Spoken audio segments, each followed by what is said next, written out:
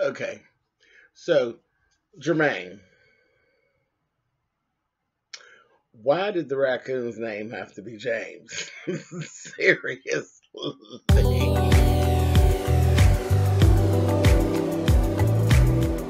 And I'm like, come on through, Cookie. I want to put my soapbox. That's basically it. Let's talk about drag in all its forms.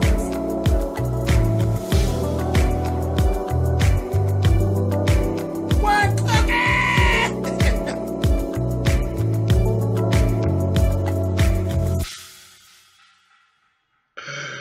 Oh boy. Hey guys, thanks so much for clicking on the video. This is my review for Your Husband is Cheating on Us. This is season 1, episode 5.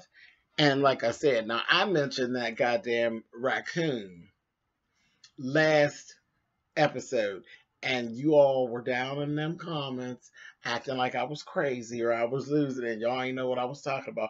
Now, this episode, we had a whole dialogue about this raccoon. The raccoon was friends with ding, ding, ding, guess who? Crazy ass Deatra. She was talking to it and everything else and all that kind of carrying on.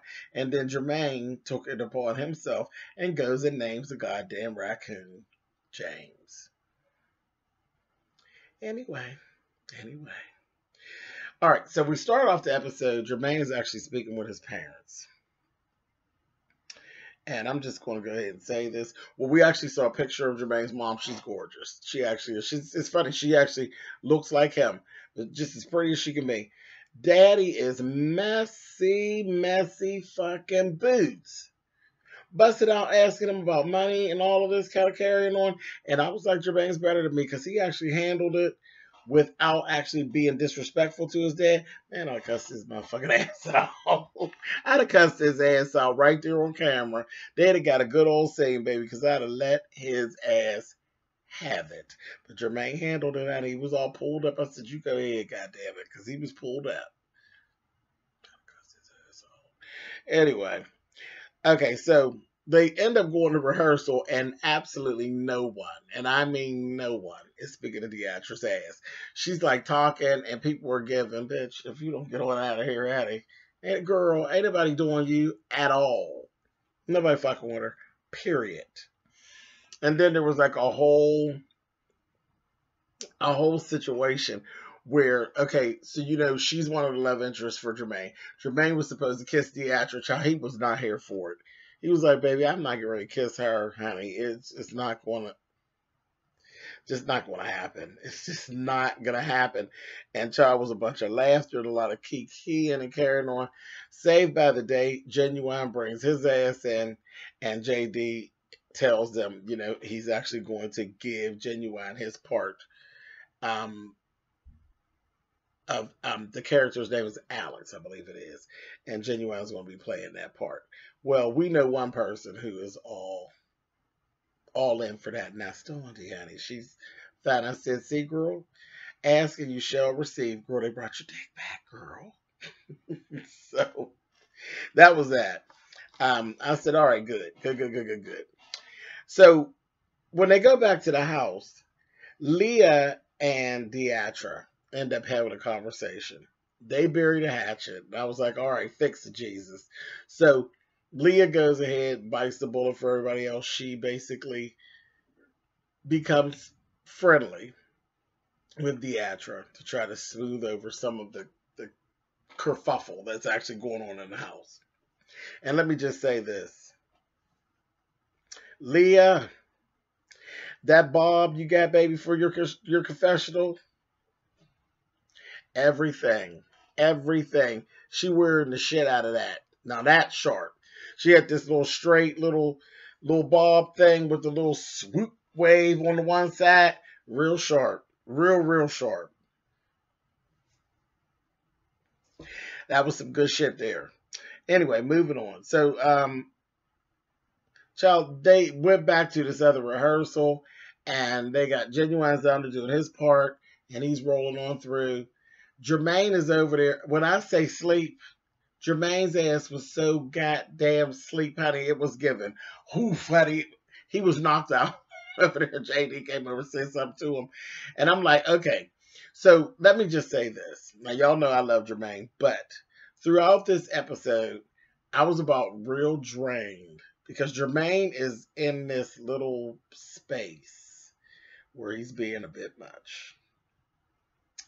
He wants one-on-one time, I believe, with JD.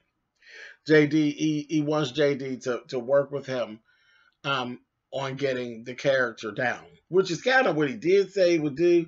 But even if he didn't do it, God damn it, Jermaine, you got to do it. So cut the bullshit and get your shit done. Now, nobody thinks that you can't do it. Well, I don't know. Your castmates are starting to believe that you can't do it. But I know you can. Do it and get over there, do it, and shut the fuck up. All this whining and crying and I'm not going to do it and I don't know who the character is and this, that, the other. If I'd have heard that one more time, I was going to want to put my arms around Jermaine's neck and not for a hug. It was just ridiculous. And he's just not up to work with Deatra at all. But, I mean, that I can understand. She's an aggravating motherfucker. And that whole kissing thing, ain't anybody doing all that. Anybody got time for that? But all this being asleep at the rehearsals and stuff, that's just out of order. You're going to mess around and get fired. So I don't want to see that happen. All right. Tandi and Genuine, they actually went out on a real date. They went out on a real date. I said, this is cute. This is cute. You got her box all engorged and tangly, honey. I said, child, she's ready to jump on you, honey. We so glad you back so Tandi could be happy around here because she was about to kill Deatra. I said, child, they done removed the dick. Deatra acting crazy. I said, baby, Tandi gonna mess around and get a body, honey. Y'all don't cut this shit out. So we're glad to see Genuine back, and I hope they can, because they really do like each other. Like, I get a vibe they really like each other. So I hope that kind of works out. They make a cute couple. Anyway, and there was a whole scene where Genuine had to kiss Deatra. No, what Deatra? I'm sorry, it was Leah. He had to kiss Leah. Baby, that kiss lasts too long. Tandi was like, okay, honey, that's that. No, ma'am. Kiss, take it on. It's going on too long, honey. Cut the bullshit. Funny as hell. Kristen and Deatra got into this whole little fight. And that's that damn Deatra. Deatra does shit just nasty, just to be nasty. Now, Kristen had created a sign a few weeks back when they first come there that the refrigerator has to be cleaned out by, I think it was 4:30 on Friday, and any old food has to be thrown out. That Deatra took her stinking ass in there and threw food away. It's like she said it was like $30 worth of stuff, and it was all brand new she had put in there early in the day on Friday. So at 4:30, this bitch came along and threw the girl's shit away. But you know old food from new food. And she said the shit, when she spent over $30 and the stuff wasn't even open. And you seen, they showed video footage of the actual going through the throne. She's just being a bitch. When, you know, folks want to talk to her and everything. Honey, Kristen told her, I want my money. I want my money. Like, I want my $30. She's like, I ain't got no money. I said, oh, honey, I would be set home. Because I've been to tore Deatra's ass up. I've been to had her in a corner, windmilling the shit out of her. She be doing too much. She really did too much. Too much. Anyway, so back on to Jermaine and his business. He's going back and forth again. Him and Deatra have a little run, and baby, she will tell him, you got to try to do it like you mean it, because your lips is soft. He was like, bitch, no, man. I said, girl, what is you giving Deatra, girl? You giving me thirsty kind, honey. What is going on? He was like, I'm done. I am done. I am done. I am done. Anyway, so Deatra did this whole little spread for everybody trying to make up on the slide, honey. Tandi would not even play at all. She wasn't playing at all. She didn't even come downstairs. She stayed in her room, honey, with her legs crossed, sitting up on the bed. She's like, fuck with that bitch. So that bitch be able to put something in my wine or something. I ain't fucking with her. And Jermaine wouldn't eat. He would not eat anything. Like, they do not trust her at all. She gone. Child, she ain't all there. A mess. But that's it. There wasn't a whole lot that went on in this this episode. It was cool. I'm really waiting for next week to come.